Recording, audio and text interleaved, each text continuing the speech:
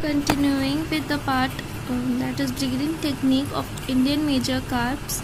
Induced breeding of carps start with the onset of southwest monsoon in June.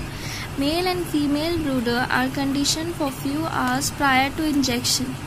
Then sets of brooders are formed, each consisting of 1:2, that is female is to male ratio. The injected brooder are released in the breeding hopper. Now what is the breeding hopper?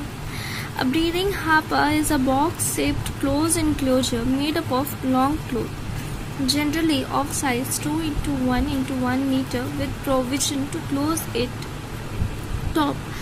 After releasing the brooders, the upper flap is attached to one side and the other side are either tied or bottomed.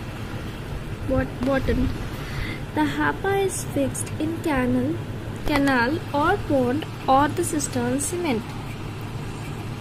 The 4 bottom and the 4 top corners are tied to 4 poles such that the bottom of the hopper should not touch the ground and 1/3 of hopper remain above the water level. Now, injection of brooders. There are 3 types of injection. One is intramuscular, then is intraperitoneal, then is intracranial injection. Intramuscular injection is administered into the muscle on the caudal peduncle or behind the dorsal fin but above the lateral line. It is most effective, convenient, simple and less risk. It is widely practiced. Now is intraperitoneal injection.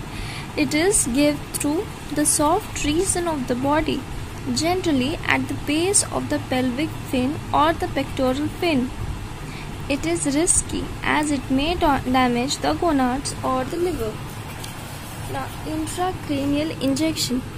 In this method, the injection is given through the cranium and is also risky as it may damage the brain. The pituitary extract is administered through a glass or disposal syringe. 2 ml capacity having 0.1 ml graduation. The size of the needle depends on the weight of the brooder to be injected. Needle number 22 is for the weight fish, that is having 1 to 3 kg weight. Number 19 for large fish and number 24 is for smaller fishes. Intramuscular injection is commonly practiced. The hormone injection pituitary overprim ovatite is given at the caudal region in between posterior end of dorsal fin and base of caudal fin above the lateral line, avoiding the lateral line. This was injection types and the breeding techniques. Now continuing with part 4.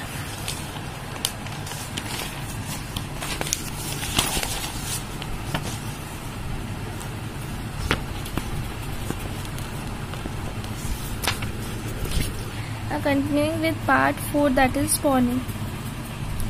Brooders should not be disturbed once they are released to the hopper. After about 6 hours, splashing will commence for breeding and be involved in courtship, which will continue for 1 hour. At the climax of the courtship, both the partners will be seen in an embrace with their bodies twisted around each other. This exerts pressure on the abdomen, releasing the extrusion of gametes. This will result in the extrusion of gametes. The following morning, the spent brooders are removed and the eggs are collected and transferred for hatching in suitable hatching device. Now the examination of eggs how the examination of eggs done. After the eggs are water hardened, a sample of egg is taken in a beaker for assessing quality and quantity. The fertilized egg, that is good egg, are transparent with clearly visible nucleus at the center and they will look like pearl. The unfertilized egg, that is bad egg, are opaque white and the nucleus disintegrate within 1 hour. Now calculation of fertilization rate. And what is fertilization rate? It indicates the quantity of developing egg and is estimated using the formula. Fertilization rate is equal to the number of fertilized egg upon total number of eggs into 100. What is hatching rate? It is estimated by knowing the total volume of spawn divided upon number of spawn in a known volume. Hatching rate in percentage equal to the total number of spawn obtained upon total number of fertilized egg into 100.